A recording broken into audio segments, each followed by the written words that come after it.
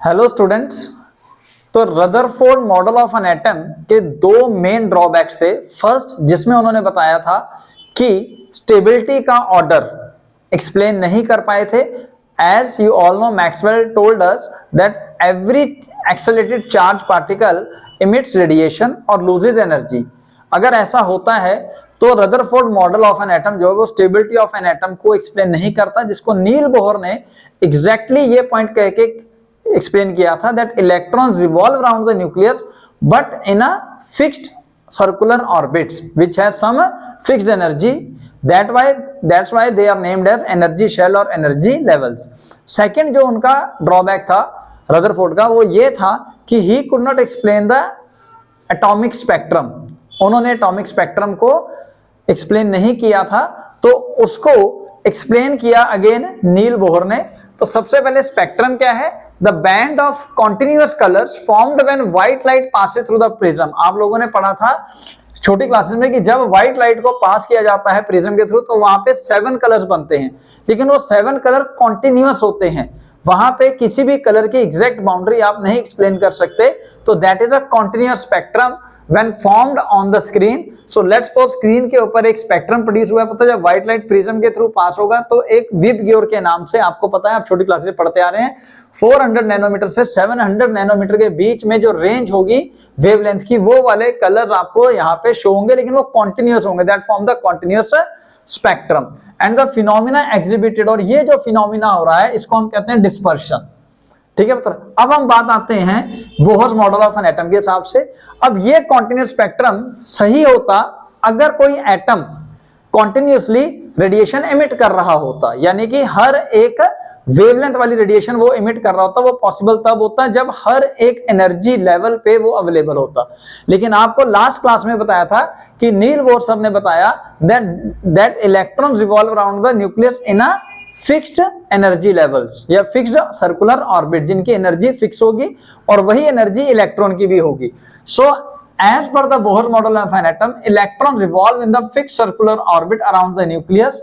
Hence electron after excitation when come to the ground state, जब excitation के बाद electron वापस अपने लोअर स्टेबल स्टेट में आता है, does not produce continuous spectrum. वो कॉन्टिन्यूअस स्पेक्ट्रम नहीं प्रोड्यूस करता है, rather atom produces discrete discontinuous line spectrum, जिसको हम एमिशन स्पेक्ट्रम भी कहेंगे, और वहीं पे हम स्टडी करेंगे एब्जॉर्प्शन स्पेक्ट्रम।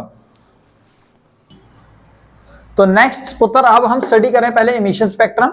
एमिशन स्पेक्ट्रम क्या होगा? जब आप कुछ गैस के मॉलिक्यूल, किसी भी एनी गैस, कोई भी गैस लीजिए, हाइड्रोजन, नाइट्रोजन, ऑक्सीजन, कोई भी गैस लीजिए, तो उनके मॉलिक्यूल्स को इलेक्ट्रिक करंट की मदद से जब आप हीट करेंगे तो वहां से इमिट होंगी रेडिएशंस, और उन रेडिएशन को अगर आप पास करेंगे थ्रू द प्रिज्म और स्टडी करोगे ऑन टू द स्क्रीन, तब स्क्रीन के ऊपर आप क्या देखेंगे कि यहाँ पे कॉन्टिन्यूअस स्पेक्ट्रम नहीं मिलेगा आपको। You will find some radiations of specific wavelength. हर एक गैस का एक यूनिक स्पेक्ट्रम होगा, जस्ट लाइक अ फिंगरप्रिंट। जैसे हमारे फिंगरप्रिंट्स होते हैं, हर एक व्यक्ति विशेष के अलग से फिंगरप्रिंट होंगे, वैसे हर एक गैस के भी अपने अलग से स्पेक्ट्रम होंगे, और उसी स्पेक्ट्रम को हम कह रहे हैं एमिशन स्पेक्ट्रम। लेट्स सपोज मैंने कोई एग्जांपल लिया, एक जस्ट एग्जांपल है। सपोज यहाँ पे मैंने 3 लाइनें मारी हैं, तो हमें जो स्क्रीन को फ्रंट साइड से देखा तो स्क्रीन के ऊपर 3 कलर की रेडिएशन दिखी। Suppose Indigo, yellow, red. मैं फिर कह रहा हूं ये जस्ट एग्जांपल है, ठीक है पुत्र। तो यहाँ पे फिक्स्ड वेवलेंथ वाली रेडिएशन हमें दिखी, तो यानी कि उन रेडिएशंस की जो एनर्जी होगी वो भी फिक्स होगी। Why sir? Formula E = hc/λ। और ये कैसे आया अभी आपको समझाऊंगा भी, जब आपको फर्दर इसके बारे में एक्सप्लेन किया जाएगा। तो यहां पे जो स्पेक्ट्रम आएगा उसको आप कहोगे डिस्क्रीट स्पेक्ट्रम, और एक पर्टिकुलर वेवलेंथ वाली light he in the form of line नजर आ रही है, hence it is also called line spectrum.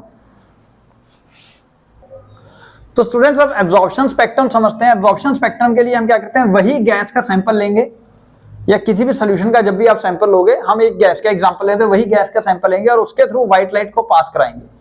White light को जब इस गैस सैंपल के थ्रू पास करवाया तो डेफिनेटली इसके अंदर, पहले व्हाइट लाइट के अंदर हर एक वेवलेंथ वाली रेडिएशन है, जिसकी वजह से कॉन्टिन्यूअस स्पेक्ट्रम प्रोड्यूस हो रहा था। लेकिन जब इस गैस के सैंपल से पास कराया तो कुछ रेडिएशन जो है वेवलेंथ वाली गायब थी, और जब उस लेफ्ट रेडिएशन को, यानी कि इसको हम ट्रांसमिटेड रेडिएशन भी कह सकते हैं, ट्रांसमिटेड लाइट कह सकते हैं, मतलब उस रेडिएशन को जब हमने प्रिज्म से पास कराया तो हमने देखा कि हमें कॉन्टिन्यूअस स्पेक्ट्रम तो मिला, लेकिन जो कलर पहले हमारे इमिशन स्पेक्ट्रम में आ रहे थे, इंडिगो, येलो, रेड, वो गायब हो गई, वहां पे डार्क लाइंस मिली हैं और उसके अलावा बाकी सारा कॉन्टिन्यूअस स्पेक्ट्रम मिला है। तो लेट्स सपोज कर लीजिए ये हमारा स्पेक्ट्रम है, इस स्पेक्ट्रम में बाकी सारा कॉन्टिन्यूअस है, कॉन्टिन्यूअस कलर आपको नजर आ रहा है, लेकिन बीच बीच में जहां पे पहले इंडिगो, येलो, रेड लाइंस आपको दिखी थी, वहां पे अब क्या नजर आ रही है, डार्क लाइंस।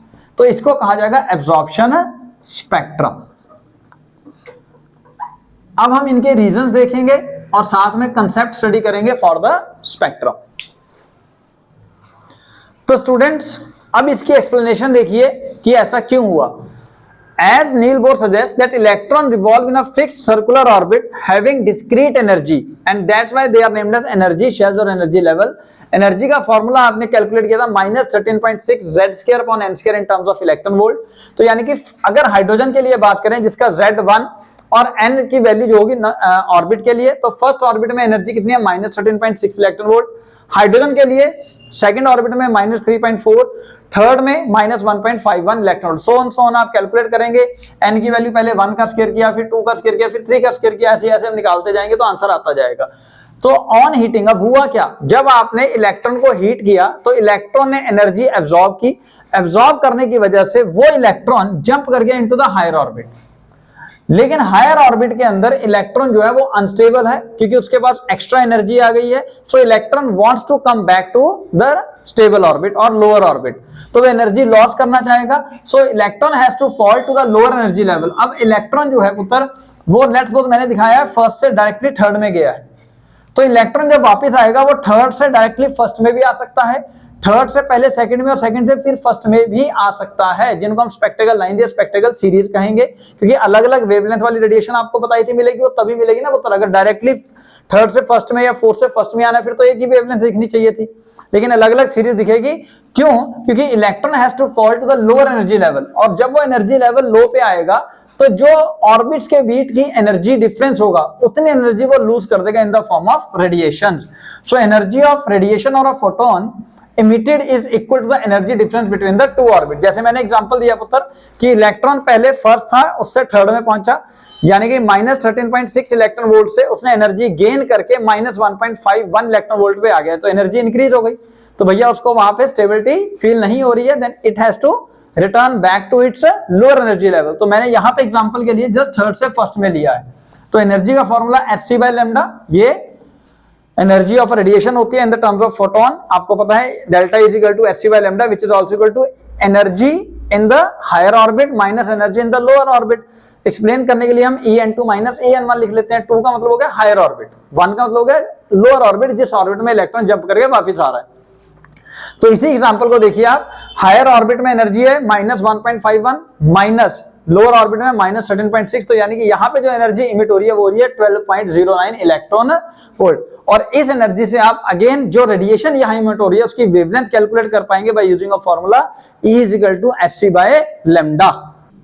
तो स्टूडेंट्स यहाँ पे एक शॉर्टकट देखिए, delta is equal to hc/λ, तो यानी कि लैम्डा कैलकुलेट करना है hc/डेल्टा, h कांस्टेंट है, c कांस्टेंट है, h है प्लैंक कांस्टेंट 6.6 × 10⁻34 जूल सेकंड, और दोस्तों c जो है वो है 3 × 10⁸ मीटर पर सेकंड। अब इसको अगर कैलकुलेट करोगे तो टाइम ज्यादा कंज्यूम होगा, इसके लिए शॉर्टकट याद कीजिए। So lambda is equal to 12375 divided by delta E. Delta is called electron, जो इलेक्ट्रॉन वोल्ट में आनी चाहिए। अगर ऐसा लिखोगे तो आपका जो वेवलेंथ है वो आएगा एंगस्ट्रॉम में।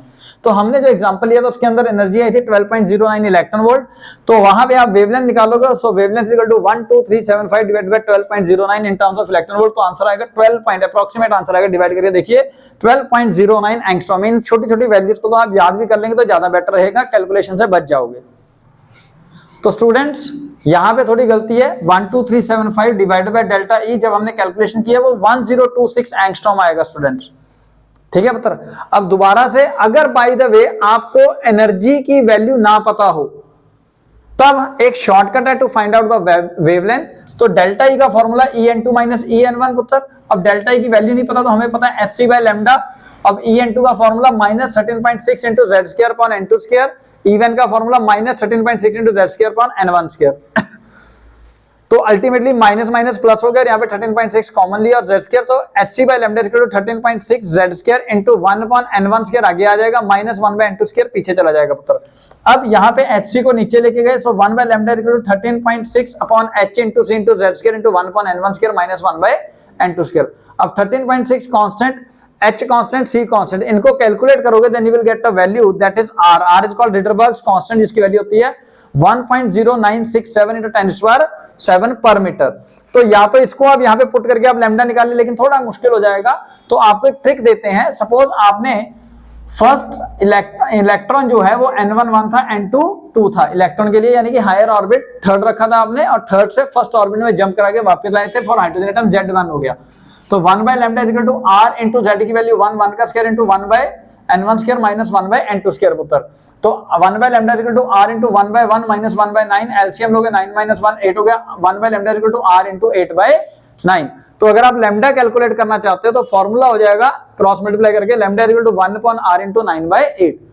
अब पुत्र 1 बाय r की वैल्यू होती है अप्रोक्सीमेटली 911 एंगस्ट्रॉम। तो न्यूमेरिकल के हिसाब से इसको 909 910 यानी कि 909 910 912 912 कुछ भी आप ले सकते हो, लेकिन वैल्यू अप्रोक्सीमेटली 911 एंगस्ट्रॉम होती है। तो उस हिसाब से आप लैम्डा की वैल्यू पुट करेंगे, तो lambda is equal to 1 by r। मेरे को सॉल्व करने के लिए मैंने यहाँ पे क्या किया, यहाँ पे 912 को मल्टीप्लाई किया विद 9 बाय 8। तो 912 की जगह मैंने सॉरी 11 की जगह 912 रखा, ये सॉल्व करने के लिए मल्टीप्लाई करके डिवाइड करोगे तो आंसर आएगा 1026 एंगस्ट्रॉम, जो कि अप्रोक्सीमेटली सेम होगा जो आपने इस फॉर्मूले से कैलकुलेट किया है। तो एनर्जी लेवल डायग्राम अगर आपको बनाना हो पुत्र, एनर्जी का ग्राफ बनाएंगे, जहां पे आप देखेंगे कि जैसे जैसे आप n1 n2 n3 की वैल्यूज यानी कि ऑर्बिट्स की वैल्यू चेंज करेंगे, वहां पे एनर्जी की वैल्यू इंक्रीज होनी शुरू हो जाएगी। तो सबसे पहले n1 और n2 के बीच में जो एनर्जी डिफरेंस है वो तकरीबन 10 समथिंग का है, 10.2 इलेक्ट्रॉन वोल्ट का है। लेकिन उसके बाद आप n2 से n3 में जाएंगे तो एनर्जी जो है वो सिर्फ 1.5 इलेक्ट्रॉन वोल्ट इंक्रीज हो पाई है, यानी कि 3.4 से। तो यहाँ पे एनर्जी डिफरेंस कम हो गया, और ऊपर जाएंगे तो एनर्जी डिफरेंस और कम होता जाएगा। ठीक है। अब बाय द वे जो हमारा यही एग्जांपल है कि सर कितनी स्पेक्ट्रल लाइंस वहां प्रोड्यूस होंगी जब इलेक्ट्रॉन थर्ड ऑर्बिट से जंप करके फर्स्ट में आ रहा है। तो पहला मेथड है कि इलेक्ट्रॉन थर्ड ऑर्बिट से डायरेक्टली फर्स्ट में आ सकता है, जिसकी वेवलेंथ आपने कैलकुलेट करी है, या फिर इलेक्ट्रॉन जंप करके थर्ड से पहले सेकंड में, फिर सेकंड से फर्स्ट में आ सकता है। आप उसकी वेवलेंथ इसी मेथड से कैलकुलेट कर सकते हैं। तो यहाँ पे नंबर ऑफ स्पेक्ट्रल लाइंस कितनी प्रोड्यूस हुई, 1 2 एंड 3। और वो जो वेवलेंथ आएगी वो वेवलेंथ जरूरी नहीं है कि सिर्फ विजिबल रीजन में आए, वो अल्ट्रावायलेट रीजन में, जिसकी वजह से लेमन सीरीज बनी, वो विजिबल रीजन में यानी कि 400 से 700 नैनोमीटर्स के बीच में आएगा। तो जो कि बाल्मर सीरीज है। उसके बाद जितने भी आएंगे वो पास्चन, ब्रैकेट, पीफंड और हम्फ्री सीरीज के अंदर आएंगे, जो कि वेवलेंथ फॉल करेगी किस रीजन में पुत्र, इंफ्रारेड रीजन में। और उनके लिए आपको पता है n1 की वैल्यू वेरी करती है। अगर आप बात करते हैं लेमन सीरीज के लिए n1 की वैल्यू 1 होगी और n2 की वैल्यू हायर होगी, n2 is more than that of 1।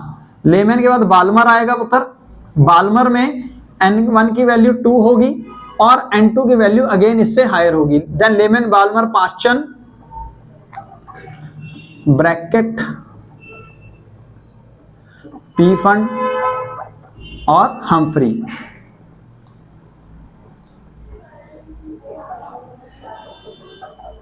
अब उत्तर इसके लिए n1 3, इसके लिए n1 4 फिक्स हो जाएगा, 5 इसके लिए n1 6 होगा और n2 इनसे हायर होंगे पुत्र। ठीक है। और इन सब की वेवलेंथ आप वैल्यूज पुट कर करके निकाल सकते हो। अब क्वेश्चन राइज हो रहा है नंबर ऑफ स्पेक्ट्रिकल सीरीज का, नंबर ऑफ स्पेक्ट्रिकल लाइंस का, सॉरी सीरीज तो ये रही, लाइंस का। अब अगर बाय द वे नियर से ही इलेक्ट्रॉन जंप करके वापस आ रहा है तो हम कैलकुलेट कर सकते हैं, लेकिन अगर दूर से आएगा तो आप क्या करोगे, तो नंबर ऑफ स्पेक्ट्रिकल लाइंस कैलकुलेट करने के लिए एक ट्रिक होगा, वो आप यूज करोगे। तो स्टूडेंट्स नंबर ऑफ स्पेक्ट्रिकल लाइंस के लिए आप फॉर्मूला याद करेंगे पुत्र, n2 minus n1 into n2 minus n1 plus 1 divided by 2, ये फॉर्मूला, ये। तो अभी जो हमने एग्जांपल लिया उसी को दोबारा देखते हैं। सपोज n2 की वैल्यू 3 थी, n1 1 था, तो 3 minus 1 into 3 minus 1 plus 1 divided by 2। तो 3 - 1 2 हो गया पुत्र, 3 - 1 2, 2 + 1 3 हो गया, दोबारा से डिवाइड कर दो, 2 से 2 कट गया 3। तो ये रहा आपका आंसर जो कि हमने यहां निकाला था। अब यहां से इस फॉर्मूले की मदद से आप किसी भी हायर ऑर्बिट से किसी भी लोअर ऑर्बिट में जब आ रहे हो तो कितनी टोटल स्पेक्ट्रल लाइंस प्रोड्यूस होंगी वो आप यहां पे कैलकुलेट कर सकते हो। ठीक है जी। और साथ में आता है आपको क्वेश्चन वेवलेंथ निकालने का। अब याद रखिए, अगर वेवलेंथ आपको निकालनी हो लॉन्गेस्ट, ठीक है पुत्र, तो n1 तो फिक्स हो जाएगा, तो लॉन्गेस्ट के लिए n2 जो है नेक्स्ट टू n1 होगा, क्योंकि एनर्जी डिफरेंस उतना कम होगा और वेवलेंथ उतना ज्यादा हो जाएगा। आपको फॉर्मूला है पता है, एनर्जी जितनी कम वेवलेंथ उतना ज्यादा। और अगर आपको वेवलेंथ निकालनी हो shortest for the particular series, तो दोस्तों n2 की वैल्यू जो है वो होगी इंफिनिटी, क्योंकि उस समय एनर्जी डिफरेंस मैक्सिमम होना चाहिए, और जब एनर्जी डिफरेंस मैक्सिमम होगा तो वेवलेंथ मिनिमम आ जाएगी। तो इस हिसाब से आप यहाँ पे वैल्यूज पुट कर करके कैलकुलेट कर सकें।